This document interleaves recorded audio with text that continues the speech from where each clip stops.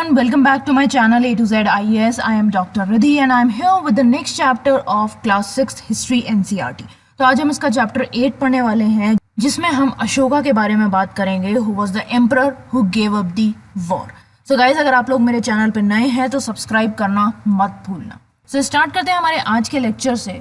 तो पहली चीज जो आज हम पढ़ने वाले हैं वो है a very big kingdom is equals to an empire. तो अगर कोई बहुत बड़ा राज्य होता है किसी राजा का तो वो एक एम्पायर साम्राज्य जैसा हो जाता है. सो अशोका जो थे, he was one of the greatest rulers known to history and on his instructions inscriptions were carved on pillars as well as on the rock surfaces. ये बात हमने पहले भी एक चैप्टर में देखी थी कि अशोका जो है वो ग्रेटेस्ट रूलर्स में से एक थे और उन्हीं के इंस्ट्रक्शन पे जो पिलर्स हैं उन पे इंस्क्रिप्शंस लिखे गए थे. इवन रॉक सरफेसेस पे भी इंस्क्रिप्शंस जो है वो लिखे गए थे. अब ये जो आपको फोटोग्राफ दिखाई दे रही है ये है हमारी लायन कैपिटल की, जो कि सारनाथ स्तूपा जो हमने देखा था उसके एक पिलर पे रखा गया था. तो ये भी अशोका के टाइम का ही बना हुआ है. सो जो एम्पायर था जिस पे अशोका ने रूल किया वो उन्होंने फाइंड नहीं किया था. उसके जो संस्थापक थे एक तरह से वो उनके ग्रैंडफादर थे जो कि चंद्रगुप्त मौर्य थे. इसलिए इनका एम्पायर जो है वो मौर्यन एम्पायर के नाम से जाना जाता है. अब ये एम्पायर जो है वो लगभग 2300 साल पहले बनाया गया था. चंद्रगुप्त जो है उनको एक बहुत ही समझदार इंसान थे जिनको आज आप चाणक्य या कौटिल्य के नाम से जानते हो, उन्होंने सपोर्ट दिया था. सारी रणनीति वगैरह जो हैं, जो भी उनके आइडियाज थे वो सब चंद्रगुप्त को बताते थे. आप लोगों ने आजकल नाम भी सुना होगा, चाणक्य नीति बोलते हैं. तो जो बहुत ही एकदम शार्प माइंडेड इंसान होता है जो हर सिचुएशन को किस तरह से संभालना है वो पता कर सके, उस तरीके के इंसान थे चाणक्य. अब चाणक्य के जो बहुत सारे आइडियाज हैं वो एक बुक में भी लिखे गए हैं और उस बुक का नाम है अर्थशास्त्र. अब जो हमारा मौर्यन एम्पायर था उसमें बहुत सारी सिटीज थी, जैसे कैपिटल थी पाटलिपुत्र, इसके अलावा तक्षशिला, उज्जैन, ये सारी सिटीज थी. अब तक्षशिला जो था वो नॉर्थ वेस्ट का गेटवे था. मतलब अगर हमें नॉर्थ वेस्ट में एंट्री लेनी है तो तक्षशिला के थ्रू हम एंटर कर सकते हैं, जिसमें सेंट्रल एशिया भी इंक्लूडेड था. इसके अलावा जो उज्जैन था वो नॉर्थ से साउथ इंडिया वाला जो रूट था उस पे कहीं आता था हमारा. अब जो मर्चेंट्स थे, ऑफिशियल्स थे, क्राफ्ट पर्सन्स थे, वो ऐसा माना जाता है कि इन सब सिटीज में रहते होंगे. बाकी एरियाज में विलेजेस थे जहाँ पे फार्मर्स और हर्डर्स रहते थे.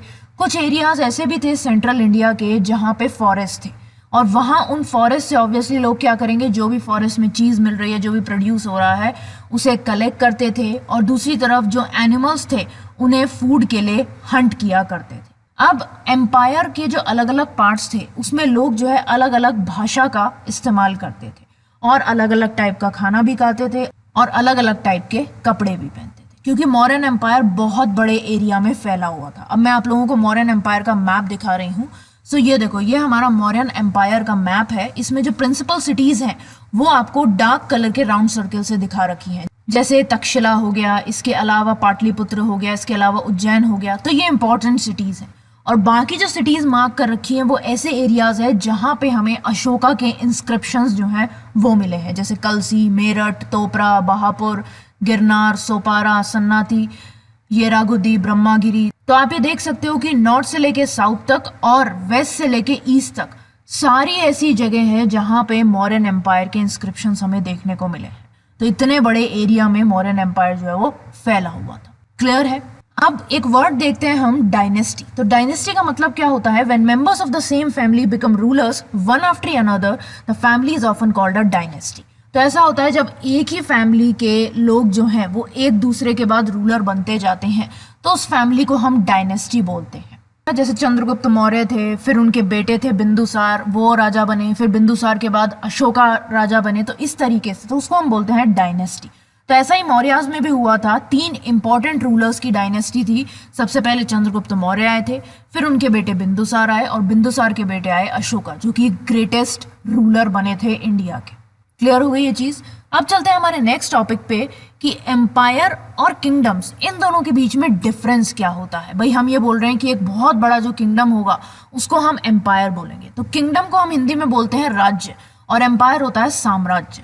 तो जो एम्परर्स होते थे उन्हें किंग से ज्यादा रिसोर्सेज चाहिए होते थे, यानी कि जो सम्राट होते थे, क्योंकि एम्पायर्स जो हैं वो किंगडम से बड़े होते थे. तो ऑब्वियसली जो वहाँ के साम्राज्य के जो सम्राट हैं उन्हें किंग्स जो कि राज्य को रूल कर रहे हैं उनसे ज़्यादा रिसोर्सेज चाहिए. दूसरी तरफ बड़ी बड़ी आर्मीज भी चाहिए होती थी उन्हें, जिससे वो खुद को और अपनी प्रजा को प्रोटेक्ट कर सके। इसकी वजह से उन्हें ऑफिशियल्स का नंबर भी ज़्यादा चाहिए होता था जो कि टैक्सेस कलेक्ट करते थे। तो ये दो इंपॉर्टेंट डिफरेंसेस हो गए कि एक तो रिसोर्सेज ज़्यादा होते थे एम्पायर में, उन्हें बड़ी आर्मीज मेंटेन करनी होती थी, और तीसरा उन्हें नंबर ऑफ ऑफिशियल्स जो हैं वो भी ज़्यादा चाहिए होते थे जिससे वो टैक्सेस कलेक्ट कर सके। क्लियर है? आप चलते हैं हमारे नेक्स्ट टॉपिक पे जो कि है रूलिंग दी एम्पायर। अब क्या होता था, एम्पायर बहुत बड़ा होता था, तो एक एम्पायर को एक जना जो है वो रूल नहीं कर सकता, सारे एम्पायर का एक तरह से कैसे ख्याल रखेगा। तो अलग अलग पार्ट्स पे अलग अलग रूलर्स जो है वो बिठा दिए जाते थे। अब जब पाटलिपुत्र हमने देखा था मैप पे, उसके अराउंड का जो एरिया था वो एम्परर के डायरेक्ट कंट्रोल में था। इसका मतलब क्या है कि जो ऑफिशियल्स हैं उन्हें अपॉइंट किया जाता था, और वो ऑफिशियल्स क्या करते थे, जो हमारे फार्मर्स, हर्डर्स, क्राफ्ट पर्सन्स या ट्रेडर्स हैं जो कि विलेजेस और टाउन्स में रह रहे हैं, उनसे टैक्स कलेक्ट करते थे। दूसरी तरफ अगर कोई भी ऑफिशियल रूलर जो है उसके ऑर्डर के अगेंस्ट जाता है, उसको डिसोबे करता है, तो उसको पनिशमेंट भी दिया जाता था। अब बहुत सारे ऐसे ऑफिशियल्स थे जिनको सैलरीज दी जाती थी। इसके अलावा जो मैसेंजर्स थे वो एक जगह से दूसरी जगह जाते थे, और दूसरी तरफ जो स्पाइज होते थे वो ऑफिशियल्स पे नजर रखते थे, यानी कि जो जासूस होते थे। अब जो एम्परर था वो इन सबको सुपरवाइज करता था, मतलब इन सब की रिपोर्ट ऑब्वियसली एम्परर के पास जाती थी, जो रॉयल फैमिली के मेंबर्स हैं उनकी हेल्प से, और जो सीनियर मिनिस्टर्स हैं उनकी हेल्प से। जैसे आजकल हमारे पीएम जो हैं उनके पास सारी रिपोर्ट्स जाती हैं, लेकिन हर जगह जो है सीएम बिठा रखे हैं, सीएम के अंडर फिर और भी लोग हैं। इस तरीके का ही अरेंजमेंट था। अब कुछ एरियाज और भी थे जिनको प्रोविंसेस बोलते थे हम। अब जो हर एक ये प्रोविंस है इसको एक प्रोविंशियल कैपिटल के थ्रू रूल किया जाता था, जैसे तक्षशिला हो गया, उज्जैन हो गया, ये सब प्रोविंशियल कैपिटल थी। अब हालांकि ये जो प्रोविंसेस हैं इनमें सबसे ज्यादा कंट्रोल प्रोविंशियल कैपिटल से आता था, लेकिन थोड़ा बहुत कंट्रोल जो है वो पाटलिपुत्र से भी आता था। दूसरी तरफ कई बार ऐसा होता था कि जो रॉयल प्रिंस होते थे उन्हें गवर्नर्स की तरह यहाँ पे भेजा जाता था प्रोविंसेस। अब जो सेंटर्स होते थे उनके बीच में बहुत बड़े बड़े एरियाज होते थे। तो यहाँ पे जो मौर्याज हैं उन्होंने रोड्स और रिवर्स को कंट्रोल करने की कोशिश की, जो कि ट्रांसपोर्ट के लिए इंपॉर्टेंट थे। दूसरी तरफ जो भी रिसोर्सेज अवेलेबल हैं टैक्स और ट्रिब्यूट के फॉर्म में, उसके लिए भी रोड्स और रिवर्स जो है उनकी इंपॉर्टेंस रहती थी। जैसे अर्थशास्त्र में एक चीज़ लिखी हुई है कि जो नॉर्थ वेस्ट पार्ट था वो ब्लैंकेट्स के लिए बहुत इंपॉर्टेंट था, और साउथ इंडिया जो है वो गोल्ड और प्रीशियस स्टोन्स के लिए जाना जाता था। और ऐसा माना गया कि इन रिसोर्सेज को ट्रिब्यूट की तरह कलेक्ट किया जाता था। अभी बताऊंगी ट्रिब्यूट क्या होता है। इसके अलावा कुछ फॉरेस्टेड रीजन्स भी थे जहाँ पे लोग रहते थे, और यहाँ जो लोग रहते थे वो इंडिपेंडेंट थे, उन पे कोई कंट्रोल नहीं था, लेकिन हाँ उनसे ऐसा माना जाता था कि वो एलिफेंट, टिम्बर, हनी, वैक्स ये सब प्रोवाइड करवा सकते हैं मौर्यन ऑफिशियल्स को। क्लियर हो गया? अब आते हैं हमारे एक छोटे से क्विक फैक्ट पे जिसमें हम ट्रिब्यूट के बारे में पढ़ेंगे। तो ट्रिब्यूट क्या होता है? टैक्सेस से थोड़ा सा अलग होता है, क्योंकि टैक्सेस जो है वो रेगुलर बेसिस पे कलेक्ट किए जाते हैं, but the tribute was collected as and when it was possible from people who gave a variety of things more or less willingly. तो ट्रिब्यूट जो है वो हर वक्त कलेक्ट नहीं किया जाता था, जब लोग चाहते थे चीजें देना तब वो कलेक्ट किया जाता था, चाहे वो उनकी चाहत कम हो चाहे चाहत ज्यादा हो, कि हाँ वो अपनी खुशी से दे रहे हैं, चाहे वो थोड़ी जोर जबरदस्ती से दे रहे हैं, लेकिन वो दे रहे हैं, उसको हम बोलते थे ट्रिब्यूट, और ये रेगुलर बेसिस पे कलेक्ट नहीं होता था। इसके अलावा एक और छोटा सा फैक्ट है हमारा, जो मेगास्थनीज थे वो एक एम्बेसडर थे जिनको चंद्रगुप्त के कोर्ट में, यानी कि उनके राज्य में भेजा गया था, उनके दरबार में भेजा गया था। और किसने भेजा था? वेस्ट एशिया का एक ग्रीक रूलर था सेल्यूकस निकेटर, तो उन्होंने इनको भेजा था। और जो मेगास्थनीज हैं उन्होंने काफी बड़ा अकाउंट भी लिखा है मौर्यन एम्पायर के बारे में। ठीक है, अब आते हैं हमारे मोस्ट इंपॉर्टेंट पार्ट पे लेक्चर के, जो कि है अशोका के बारे में, जो कि एक यूनिक रूलर थे। अब अशोका जो थे वो मोस्ट फेमस मौर्यन रूलर में से एक थे। वो ऐसे पहले रूलर थे जिन्होंने अपना मैसेज जो है वो लोगों तक पहुंचाने के लिए इंस्क्रिप्शंस का सहारा लिया था। अब अशोका के जो ज्यादातर इंस्क्रिप्शन है वो प्राकृत भाषा में है, जो कि ऑर्डिनरी लोगों की लैंग्वेज होती थी, और ब्राह्मी स्क्रिप्ट में उसको लिखा जाता है। जैसे अगर हम हिंदी लैंग्वेज की बात करें तो हिंदी एक लैंग्वेज है, जबकि जो हमारी स्क्रिप्ट है वो है देवनागरी। ऐसे ही जो लैंग्वेज थी वो प्राकृत थी और ब्राह्मी जो है वो स्क्रिप्ट थी। क्लियर है? अब सबसे ज्यादा जो अशोका के बारे में चीज है वो कलिंगा वॉर को लेके है, तो उसके बारे में पढ़ लेते हैं। सो कलिंगा जो है वो एक एंशियंट नेम है कोस्टल ओडिशा का। ठीक है, जिसको आजकल हम ओडिशा बोलते हैं। तो कोस्टल ओडिशा का पुराना नाम कलिंगा है। तो अशोका ने एक लड़ाई लड़ी थी, एक वॉर लड़ा था, और उन्हें कलिंगा जो है उसे कैप्चर करना था, उसे कॉन्कर करना था, जीतना था। लेकिन जब बहुत ज्यादा ब्लडशेड देखा उन्होंने, वायलेंस देखा, तो वो इतने ज्यादा घबरा गए कि उन्होंने सोचा कि वो आगे और कोई लड़ाई और कोई बैटल जो है वो नहीं लड़ेंगे। तो वो एक ऐसे इकलौते राजा थे पूरे विश्व की हिस्ट्री में अगर हम देखें, जिन्होंने वॉर जीतने के बाद भी अपनी जीत को नहीं माना था। उन्होंने उन सबको फ्री कर दिया था, उन्होंने उनको कैप्चर नहीं किया था। तो वो एक ऐसे पहले किंग थे और इकलौते भी। अब एक बहुत इंपॉर्टेंट चीज जो है वो अशोका के कंटेक्स्ट में बोली जाती है, जिसका नाम है अशोकास धम्मा। तो अशोकास धम्मा क्या था? तो धम्मा का मतलब क्या होता है? धम्मा एक प्रकृत वर्ड है धर्म के लिए। संस्कृत वर्ड जो है हमारा धर्म, उसका प्रकृत वर्ड है धम्मा। तो अशोका का जो धम्मा था, it did not involve worship of a God और परफॉर्मेंस ऑफ अ सेक्रीफाइस। तो अशोका का जो धर्म था उसमें ना ही आप किसी भगवान की पूजा करते हो और ना ही किसी तरीके की बलि देते हो, किसी तरीके का सेक्रीफाइस करते हो, क्योंकि उन्हें लगता था कि जैसे एक पिता जो है वो अपने बच्चों को पढ़ाता है, उनको सिखाता है, ऐसे ही उनकी भी ड्यूटी है कि वो अपनी प्रजा को सिखाएं। दूसरी तरफ जो बुद्धा थे, उनकी टीचिंग से भी अशोका जो है वो काफी इंस्पायर थे, और इतने इंस्पायर थे कि उन्होंने बाद में बौद्ध धर्म को ही अपना लिया था। अब बहुत सारी ऐसी चीजें थी, बहुत सारी ऐसी प्रॉब्लम्स थी जिनके बारे में सोच सोच के वो परेशान रहते थे। अब उनके एम्पायर में जो लोग थे वो अलग अलग टाइप के रिलीजन्स को फॉलो करते थे, और जिसकी वजह से कई बार जो है लड़ाइयाँ भी हो जाती थी। इसके अलावा जो एनिमल्स हैं उनकी बलि दी जाती थी, फिर जो स्लेव्स हैं, जो सर्वेंट्स हैं, उनका इल ट्रीटमेंट होता था, उनको अच्छी तरीके से ट्रीट नहीं किया जाता था। तो अशोका को लगा कि उनकी ये ड्यूटी बनती है कि वो इन सारी प्रॉब्लम्स को सॉल्व करें। तो उन्होंने क्या किया?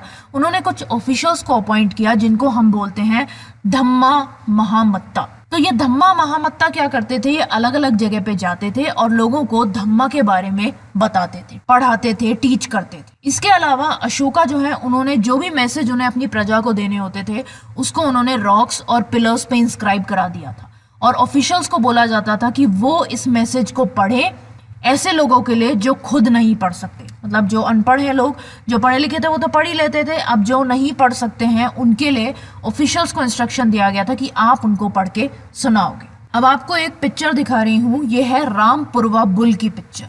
तो ये एक बहुत ही पॉलिश्ड स्टोन स्कल्पचर है, और एक मौर्यन पिलर जो हमें रामपुरवा बिहार में मिला था उसका एक पार्ट है ये, और अब इसको राष्ट्रपति भवन में रखा गया है। क्लियर है? इसके अलावा अशोका जो है, उन्होंने कुछ मैसेंजर्स को भी भेजा जिससे उनके धम्मा का जो आइडिया है वो स्प्रेड हो सके, और उन्होंने इन मैसेंजर्स को दूसरे देशों में भेजा, जैसे कि सीरिया हो गया, इजिप्ट हो गया, ग्रीस हो गया, श्रीलंका हो गया, इन सब जगह पे। इसके अलावा उन्होंने रोड्स बनवाई, कुएं खुदवाए, और जो रेस्ट हाउसेज होते हैं उनका निर्माण भी करवाया। इसके अलावा जो ह्यूमन बींग्स और एनिमल्स हैं उन दोनों के मेडिकल ट्रीटमेंट के लिए भी उन्होंने काफी अरेंजमेंट्स किए थे। अब अशोका जो मैसेजेस अपनी प्रजा को देना चाहते थे, वो मैसेजेस क्या थे वो देख लेते हैं। वो मैसेजेस थे, पहला था एक तो कि आप स्लेव्स और सर्वेंट्स के साथ एकदम जेंटल रहो, मतलब कि उनके साथ हार्श बिहेवियर ना करो, गंदा बिहेवियर ना करो। इसके अलावा अपने बड़ों की इज्जत करो। फिर जितने भी क्रीचर्स हैं, चाहे वो एनिमल्स हो चाहे ह्यूमन बींग्स हो, उनको एक अच्छे ढंग से ट्रीट करो। जो ब्राह्मण्स हैं, जो मॉन्क्स हैं, साधु संत हैं, उनको गिफ्ट्स दो, दान दक्षिणा दो। और एक इम्पॉर्टेंट चीज उन्होंने कही थी कि खुद के रिलीजन को प्रेज करना और दूसरे के रिलीजन को क्रिटिसाइज करना दोनों ही गलत चीज है। हमें एक दूसरे के रिलीजन को, एक दूसरे के धर्म को इज्जत देनी चाहिए। अगर आप खुद के रिलीजन को प्रेज करते हो और दूसरे के रिलीजन को क्रिटिसाइज करते हो तो आप खुद के रिलीजन को ही ज्यादा हार्म पहुंचा रहे हो, ऐसा उनका कहना था। इसीलिए हर किसी को ये सोचना चाहिए कि जो मेन आइडियाज हैं दूसरे के रिलीजन के, वो भी कुछ अच्छे आइडियाज हैं, उनको समझना चाहिए और उनकी रेस्पेक्ट करनी चाहिए। तो ये सब इंपॉर्टेंट मैसेजेस थे जो कि अशोका अपनी प्रजा को दे रहे थे। अब आपको ब्राह्मी स्क्रिप्ट जो है वो कैसे लिखी जाती है वो दिखा देती हूँ। ये जो है हमारी ये अर्ली ब्राह्मी स्क्रिप्ट है। फिर ये हमारी देवनागरी स्क्रिप्ट है, हिंदी की जो आजकल हम लिखते हैं। ये बंगाली है, ये मलयालम है और ये वाली तमिल है। अब जितनी भी हमारी मॉडर्न इंडियन स्क्रिप्ट है वो सब ब्राह्मी स्क्रिप्ट से ही डेवलप हुई हैं, लगभग 100 साल से ऊपर। अब ये जो पिक्चर दिखाई दे रही है आपको, इसमें जो लेटर ए है हमारा वो लिखा गया है। तो ब्राह्मी में ए को ऐसे लिखते हैं, देवनागरी में ऐसे लिखते हैं, बंगाली में ऐसे, मलयालम में इस तरीके से और तमिल में इस तरीके से। तो यहाँ पे क्लियरली ये दिखाई दे रहा है कि एक ही लेटर जो है वो अलग अलग स्क्रिप्ट में अलग अलग तरीके से लिखा जाता है। क्लियर हो गया। अब आते हैं एक हमारे बहुत ही इंपॉर्टेंट और क्विक फैक्ट पे, जो कि थोड़ा सा बड़ा है लेकिन इंपॉर्टेंट है। ये हमारे मौर्यन एम्पायर के कोलैप्स के बारे में है। सो मौर्यन एम्पायर जो है आज से लगभग 2200 साल पहले कोलैप्स हो गया था और उसकी जगह पे कुछ अलग अलग नए किंगडम्स जो हैं वो अराइज हुए थे। जैसे कि अगर हम नॉर्थ वेस्ट में देखें और नॉर्थ इंडिया के कुछ पार्ट्स में देखें तो ऐसे किंग्स आ गए थे जिनको हम इंडो ग्रीक्स बोलते थे। तो उन लोगों ने तकरीबन 100 साल तक रूल किया था। इसके बाद जब इनका राज खत्म हो गया, इनका रूल खत्म हो गया, तो कुछ सेंट्रल एशियन पीपल आए जिनको हम शाकास बोलते थे। तो उन्होंने अपने किंगडम्स जो है वो नॉर्थ वेस्ट एरिया में, नॉर्थ और वेस्टर्न इंडिया, इन तीनों जगह पे बना लिए थे। अब इनमें से कुछ किंगडम्स जो है वो 500 साल तक रहे, जब तक कि शाकास को डिफीट करके गुप्ता किंग्स या गुप्त किंग्स नहीं आ गए। जो शाकास थे हमारे, उनके बाद कुशान्स आए थे लगभग 2000 साल पहले, और फिर गुप्ता किंग्स आ गए थे जो कि 1700 साल पहले आए थे। तो उन्होंने तो इंडिया की पूरी काया पलट ही कर दी थी। सबसे गोल्डन पीरियड था इंडिया का गुप्ता किंग्स के टाइम पे। ठीक है, ये आपको पिक्चर दिखाई दे रही है, ये इंडो ग्रीक कॉइन है। जो इंडो ग्रीक राजा थे वो इस तरीके के कॉइन्स चलाते थे। अब नॉर्थ में क्या हुआ, नॉर्थ में और सेंट्रल इंडिया के कुछ पार्ट्स में एक जनरल थे मौर्यास के, जिनका नाम था पुष्यमित्र शुंगा। उन्होंने एक किंगडम सेटअप किया। फिर क्या हुआ, जब शुंगास का राज खत्म हो गया तो एक दूसरी डायनेस्टी आई जिसका नाम दिया गया कानवास। तो कानवास के साथ साथ कुछ और फैमिलीज के रूलर्स भी आए थे, और जब तक गुप्त एम्पायर नहीं आ गया आज से 1700 साल पहले, तब तक इन लोगों का राज जो है वो नॉर्थ और सेंट्रल इंडिया में रहा था। उसके बाद तो गुप्त एम्पायर आ ही गया था। फिर क्या हुआ, जो शाकास थे उन्होंने वेस्टर्न इंडिया के पार्ट्स में रूल किया था। तो उन्होंने सतवाहनास जो थे उनके साथ कुछ लड़ाइयां भी लड़ी थी, और जो सतवाहनास थे उनका रूल कहाँ पे था, सेंट्रल इंडिया के कुछ पार्ट्स में और वेस्टर्न इंडिया पे। तो शाकास जो है वो सिर्फ वेस्टर्न इंडिया में थे, जबकि सतवाहनास जो है वो वेस्टर्न इंडिया के साथ साथ सेंट्रल इंडिया के कुछ पार्ट्स में भी रूल करते थे। अब जो सतवाहना किंगडम था वो आज से लगभग 2100 साल पहले एस्टैब्लिश किया गया था और 400 साल तक वो चला था। फिर 1700 साल पहले एक नई रूलिंग फैमिली आई थी जिसका नाम था वकाटकास। तो वकाटकास जो है वो सेंट्रल इंडिया और वेस्टर्न इंडिया में एक पावरफुल डायनेस्टी की तरह बन के उभरी थी। तो ये हमारा कुशाना कॉइन है जो कि शाकास के बाद आए थे, और ये जो है ये हमारा शाका कॉइन है। अब साउथ इंडिया में क्या हाल हो रहा था, साउथ इंडिया में चोलास, चेरास, पांड्यास जो हैं, ये तीनों डायनेस्टीज ने रूल किया था आज से लगभग 2200 से 1800 साल के बीच का जो पीरियड था उसमें। और लगभग 1500 साल पहले दो बड़े किंगडम्स आए थे, पल्लवास के और चालुक्यास के। इसके अलावा भी बहुत सारे किंगडम्स और किंग्स वहां पे रूल किए थे। इनके बारे में हम कॉइन्स, इंस्क्रिप्शंस और बुक्स के थ्रू पता कर सकते हैं। अब बहुत सारे चेंजेस जो है वो भी हो रहे थे, जहाँ पे ऑर्डिनरी मैन और वुमेन जो है उन्होंने मेजर रोल प्ले किया था। जैसे कि जो एग्रीकल्चर है उसका स्प्रेड हो रहा था, दूसरी तरफ नए नए टाउन्स जो है उनकी ग्रोथ हो रही थी, क्राफ्ट प्रोडक्शन बढ़ रहा था, ट्रेड जो है वो भी बढ़ रहा था। ट्रेडर्स जो हैं उन्होंने अलग अलग लैंड रूट्स जो हैं वो एक्सप्लोर करने चालू कर दिए थे, सब कॉन्टिनेंट के अंदर भी, यानी कि इंडिया के अंदर भी और इंडिया से बाहर भी। और इसके अलावा West Asia, East Africa, South East Asia, यहाँ तक जाने के लिए जो सी रूट्स थे उन्हें भी ओपन अप कर दिया गया था। अब बहुत सारी नई बिल्डिंग्स जो है वो भी बिल्ड की गई थी, जिसमें हमारे जो सबसे पुराने टेम्पल्स हैं वो इंक्लूडेड हैं, स्तूपास इंक्लूडेड हैं। इसके अलावा बुक्स लिखी गई थी और कुछ साइंटिफिक डिस्कवरीज जो हैं वो भी की गई। और तो और ये जो डेवलपमेंट्स हुए ये ऑलमोस्ट एक साथ हुए, सेम टाइम पे। क्लियर है, तो इसी को ध्यान रखना है हमें। अब ये जो आपको कॉइन दिखाई दे रहा है ये सतवाहना कॉइन है। अब आते हैं हमारे चैप्टर के लास्ट पार्ट पे जो कि है एल्सवेयर।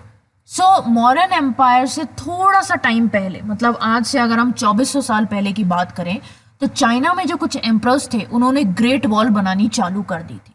और ग्रेट वॉल क्यों बनाई गई थी, जिससे जो एम्पायर का नॉर्दर्न फ्रंटियर है उसे पेस्टोरल पीपल से हम प्रोटेक्ट कर सके। पेस्टोरल पीपल कौन होते हैं? Then additions to the wall were made over a period of 2000 years because the frontiers of the empire kept shifting। अब वॉल में जो है धीरे धीरे एडिशन जो है वो चलते रहे 2000 साल तक, क्योंकि जो एम्पायर के फ्रंटियर्स थे, जो एक तरह से उनकी बाउंड्रीज थी, वो शिफ्ट होती जा रही थी, तो वॉल जो है वो भी आगे बढ़ती गई। अब जो वॉल है वो कितनी लंबी है पता है आप लोगों को? 6400 किलोमीटर्स लॉन्ग है, और ये सिर्फ पत्थरों की और ईंटों की बनी हुई है, और जो इसका टॉप पार्ट है वहां पे एक रोड भी है। अब हजारों लोगों ने इस वॉल को बनाया था, और इस वॉल में अलग अलग जगह पे हर 100 से 200 मीटर की दूरी पे वॉच टावर्स जो है वो लगे हुए हैं, जिससे नजर रखी जा सके। क्लियर है? सो ये था हमारा आज का चैप्टर, जिसमें हमने अशोका और मौर्यन एम्पायर के बारे में बात की। सो गाइज, मैं होप करती हूँ कि आपको आज का चैप्टर अच्छी तरीके से समझ में आ गया होगा। कोई भी डाउट है तो आप कमेंट सेक्शन में मुझसे पूछ सकते हो। इसके अलावा इस चैप्टर की पीडीएफ जो है वो आपको मेरे टेलीग्राम ग्रुप पे मिल जाएगी। उस ग्रुप का लिंक जो है वो मैंने डिस्क्रिप्शन बॉक्स में दे दिया है, तो आप उसे जाके ज्वाइन कर सकते हो। और अगर आप लोगों को ये चैप्टर यूजफुल लगा है तो जो बेल आइकन है उसे दबाना मत भूलना, जिससे आप लोगों को आगे भी इस तरह के यूजफुल चैप्टर्स मिल सके। ओके, सो आज के लिए बस इतना ही। That's all for today guys. Thanks for watching. Have a nice day.